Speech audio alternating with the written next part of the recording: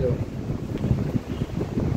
অনেক সময় আমরা ডেন্টাল ট্রিটমেন্ট করার সময় পেশেন্টদেরকে এক্স-রে করতে দেই, সেটা IOPAR বা OPG নামক যে এক্স-রে আছে সেগুলো আমরা পেশেন্টদেরকে করতে দেই। এবং পরের দিন সে পেশেন্টরা যখন সেই এক্স-রে করে নিয়ে আসে আমাদের কাছে, তারপর সেই এক্স-রে ভালো করে আমরা যখন অবজার্ভ করি, তখন আমরা দেখতে পাই যে কিনা কিছু কিছু পেশেন্টের ক্ষেত্রে তাদের দাঁতের রুট রিজর্পশনের মতো সমস্যা কিন্তু আমরা দেখতে পাই সেই এক্স-রেতে। এবার এই রুট রিজর্পশনটা কেন হয়? এবার তার কিছু কারণ আছে। সেই কারণগুলোর মধ্যে প্রথম যে ধরুন ট্রমা, ধরুন হঠাৎ করে কোনো বাচ্চা যদি ছোটোবেলায় সে পড়ে যায় মাটিতে, বা কেউ বাইরে থেকে খেলতে গিয়ে কেউ যদি তাকে মেরে দেয়, ঘুষি মেরে দেয়, ঠিক আছে, এর ফলে অনেক দিন পর দেখা যায় কিনা সেই দাঁতের আস্তে আস্তে সেই দাঁতের রুটটা রিজার্ভ করে গেছে, মানে হয়ে গেছে। আবার দেখা যায় যে কিনা যে সমস্ত মানুষের মুখে অনেক দিন ধরে ইনফেকশন হয়ে রয়েছে বা ক্রনিক ইনফ্লামেশন হয়ে রয়েছে, তাদের ক্ষেত্রেও কিন্তু এই রুট রিজর্পশন হতে দেখা যায়। তাছাড়া যে সমস্ত বাচ্চাদের দাঁতে অর্থোডন্টিক ট্রিটমেন্ট হয় এবং সেই অর্থোডন্টিক ট্রিটমেন্ট করার সময় যদি অর্থোডন্টিক ফোর্স যদি একটু বেশি হয়ে যায় বা অনেকটাই যদি বেশি হয়, সেই ক্ষেত্রেও কিন্তু এই ধরনের রুট রিজর্পশন হয়ে যায়।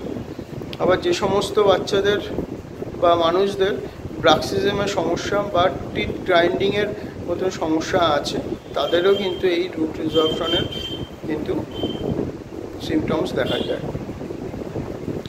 তাছাড়া যাদের দাঁতগুলো সঠিক জায়গায় ওঠেনি, অর্থাৎ এবড়ো খেবড়োভাবে উঠেছে, তাদের দাঁতেও কিন্তু রুট রিজর্পশন হয়। কারণ এদের দাঁতের সেটিং যেহেতু সঠিক থাকে না, তাই এরা যখন খাবারে খায় অনেক এক্সেসিভ প্রেশার পড়ে তাদের দাঁতে, এর ফলেও কিন্তু তাদের পরবর্তী সময় রুট রিজর্পশন হয়ে থাকে।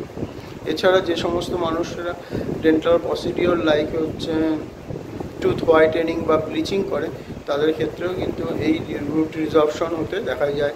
এছাড়া যাদের দাঁতে বা যাদের মুখে হচ্ছে ইন্টেনশনাল টুথ রিপ্লান্টেশন সার্জারি হয়, তাদেরকেও কিন্তু পরবর্তী সময়ে দেখা যায় কিনা তাদের দাঁতেও কিন্তু রুট রিজর্পশন হতে দেখা যায়।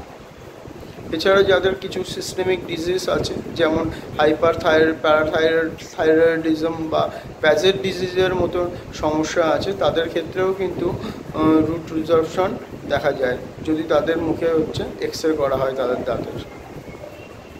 এছাড়া যে সমস্ত মানুষের মুখের চোয়ালে ধরুন সিস্ট বা টিউমার হয়ে রয়েছে এবং যত দিন যায়, যত দিন তাদের হচ্ছে ডিলে হয়, তখন কিন্তু দেখা যায় কিনা তাদের সেই টিউমার হওয়ার কারণে এক্সেসিভ বা সিস্ট হওয়ার কারণে তাদের সেই সারাউন্ডিং যে টিস্যু সেখানে এক্সেসিভ প্রেশার হয়, এর ফলেও কিন্তু তাদের দাঁতের রুট রিজর্পশন হতে দেখা যায়।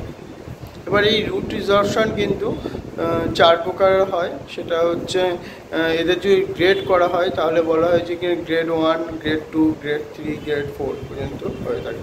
দেখুন, যে সমস্ত মানুষের রুট রিজর্পশন বা রুটটাকে যদি ভালো করে যদি অ্যানালাইসিস করা হয় বা লক্ষ্য করা হয়, যদি দেখা যায় যে তাদের রুট এপেক্স রাফ হয়ে গেছে বা এবড়ো খেবড়ো হয়ে গেছে, হ্যাঁ অতটুকুই হয়ে আছে, তখন সেটাকে বলা হয় গ্রেড 1 রুট রিজর্পশন। কিন্তু যাদের রুট রিজর্পশনে 2 mm পর্যন্ত হয়ে গেছে, সেই ক্ষেত্রে বলা হয় যে কিনা তার গ্রেড 2 রুট রিজর্পশন হয়ে আছে। এবং যার হচ্ছে root resorption more than 2 mm 2 millimetre হয়ে থাকে, তাদেরকে বলা হয় যে গ্রেড 3 রুট রিজর্পশন।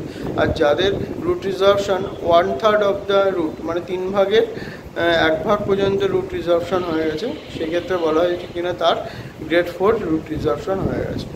তাই এই হলো রুট রিজর্পশনের কারণ এবং রুট রিজর্পশনের যে নর্মাল যে টাইপ সেগুলো বললাম, ঠিক আছে। ভালো থাকবেন, ধন্যবাদ সঙ্গে থাকার জন্য।